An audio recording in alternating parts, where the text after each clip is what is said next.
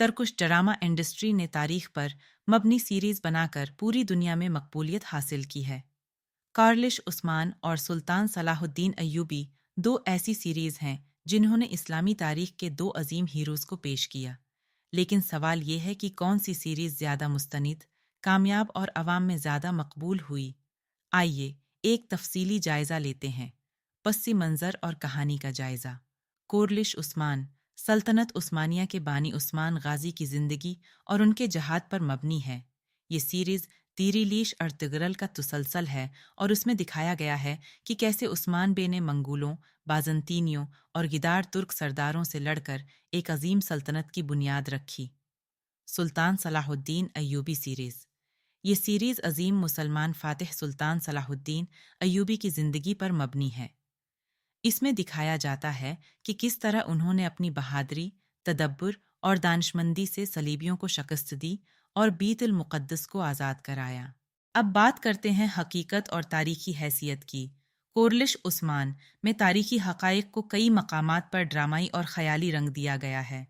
उस्मान गाजी की असल तारीख में ज़्यादा तफसीलात दस्तयाब नहीं, इसलिए ड्रामा में कई किरदार और वाक़यात तख्लीक किए गए हैं। कई जंगों को बढ़ा चढ़ाकर पेश किया गया है और उस्मान की शख्सियत को ज़्यादा हीरोक और जज्बाती दिखाया गया है। बाज़ंतीनी किरदारों को इंतहाई मनफी और जालिम बनाकर पेश किया गया है, जो तारीखी तौर पर मुकम्मल दरस्त नहीं। सुल्तान सलाहुद्दीन अय्यूबी की सच्चाई। इस सीरीज़ को पाकिस्तान और तुर्की ने मिलकर बनाया है और उसका मकसद तारीखी हक़ाइक़ को ज़्यादा मुस्तनद तरीके से पेश करना है। सलाहुद्दीन अय्यूबी की ज़िंदगी पर मुस्तनद तारीखी किताबों का हवाला लिया गया है। जंगों, साजिशों और हिकमत अमली को हकीकी वाक़यात के करीब रखने की कोशिश की गई है। सलाहुद्दीन की शख्सियत को जज्बातियत से ज़्यादा दानिशमंदी और उसूल पसंदी पर फोकस किया गया है। नाज़रीन, अब बात करते हैं कि दोनों ड्रामों ने कितना बिजनेस किया। कोरलिश उस्मान ने तुर्की और बीनुल अक़वामी सतह पर ज़बरदस्त बिजनेस किया। ये नेटफ्लिक्स और दीगर प्लेटफार्म्स पर भी रिलीज़ हुई, जिसने उसकी कमाई में इजाफा किया। यूट्यूब पर उसके लाखों सब्सक्राइबर्स हैं और हर किस्त पर करोड़ों व्यूज़ आते हैं। आलमी मार्केट में उसके डिस्ट्रीब्यूशन राइट्स महंगे दामों फ़रोख्त हुए।